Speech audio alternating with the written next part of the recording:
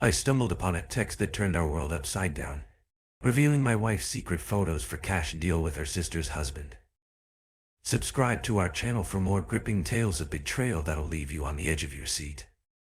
My wife Olivia and I have been together for 5 years, married for 3, and we have a 2-year-old daughter.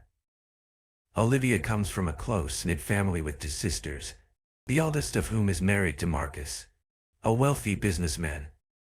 Last week, I decided to surprise Olivia by coming home early from work. As I tried to sneak into our suburban house, I clumsily lost my footing on the polished hardwood floor and injured my back. Hearing the commotion, Olivia rushed to help me.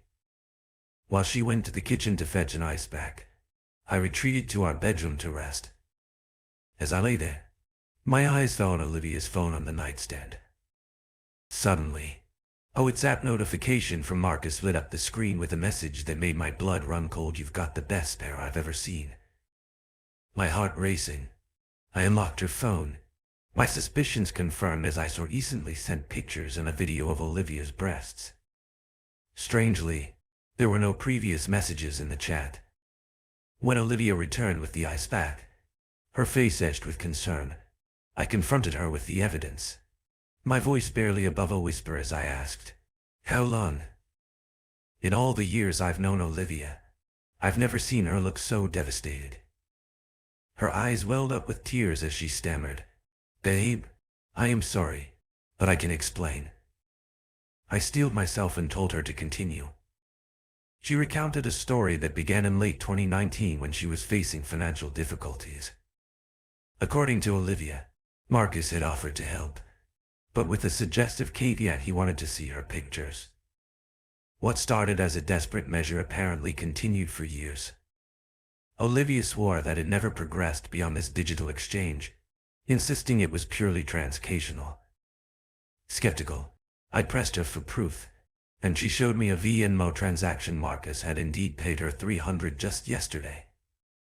Still reeling from the revelation, I pressed further. "It's been 5 years. Try to remember if anything physical happened."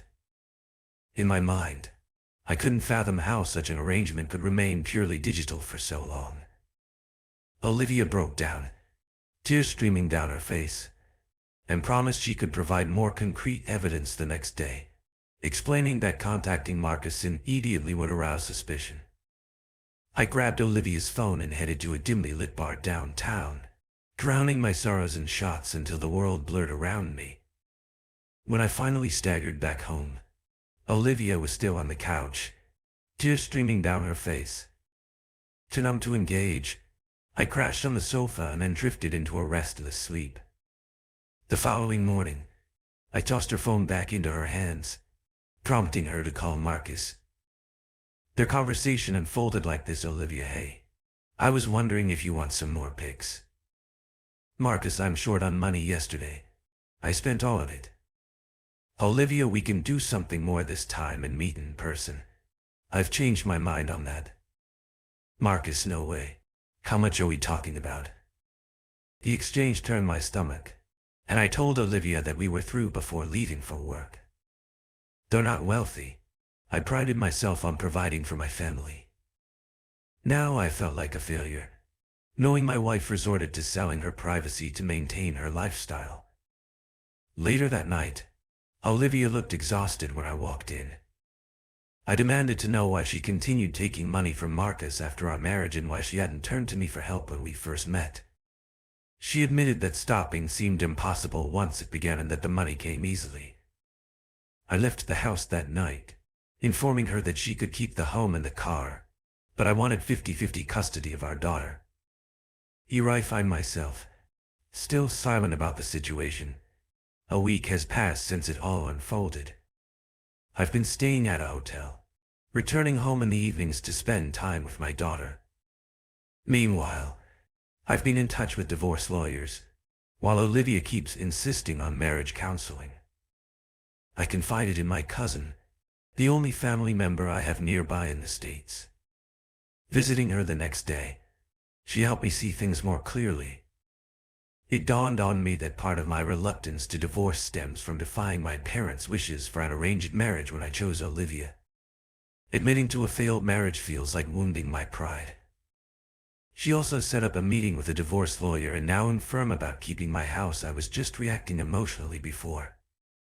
Evidently, in our state, adultery doesn't affect a sex division, so a 50-50 split is likely.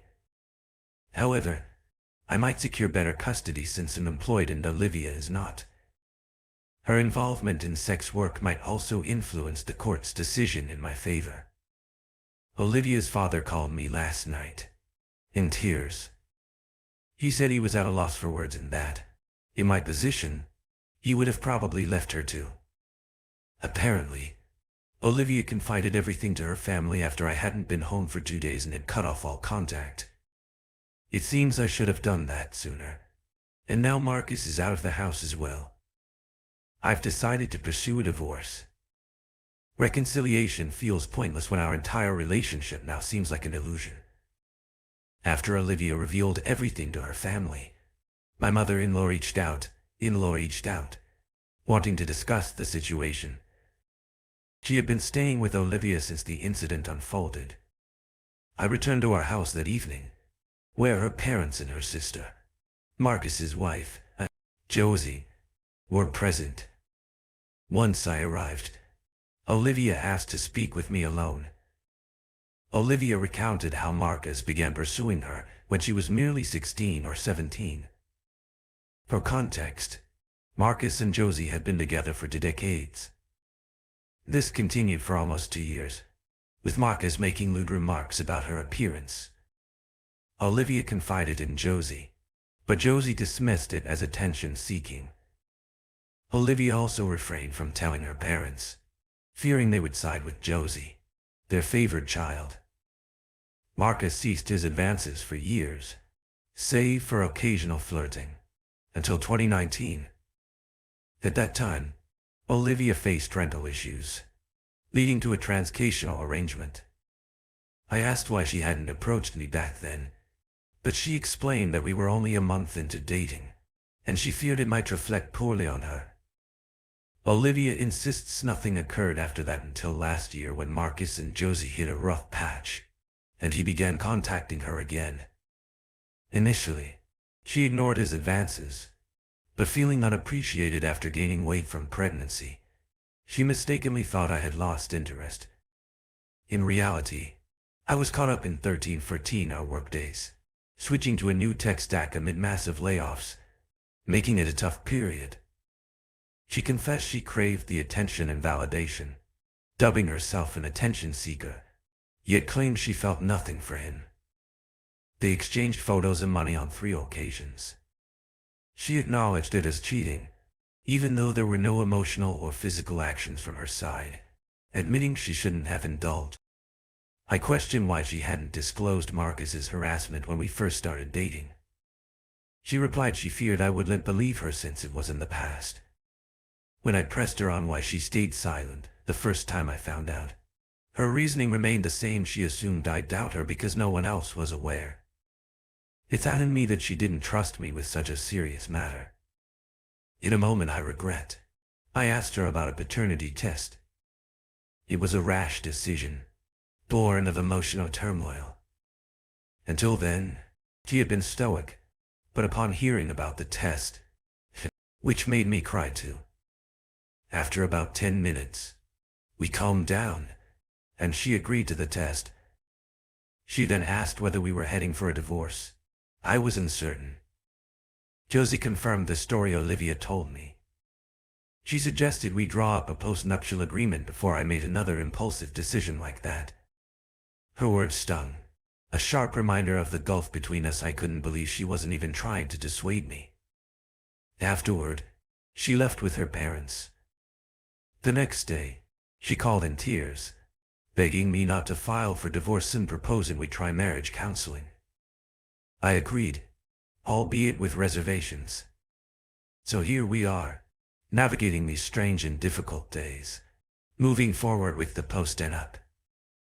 Her individual counseling sessions start next week, and our joint marriage counseling begins the following month. I hold on to the hope that we can rebuild our trust over time. Meanwhile, Marcus is denying everything, claiming Olivia enticed him for financial gain, and now my sister-in-law is seeking a divorce. Some might label me a pushover, but honestly, their opinions don't matter to me. Perhaps my decision seems incomprehensible because I've kept my emotions close to the vest. Articulating them has never been my strength. I'm proceeding with the paternity test and post-nuptial agreement to secure my assets. Divorce isn't off the table. One wrong move, and it's a certainty. For anyone expecting a dramatic twist where I get back at her by getting involved with her sister, it's not happening. Reality doesn't align with those tales. Anyway, I'm signing off now. And remember to take a break and enjoy the real world once in a while.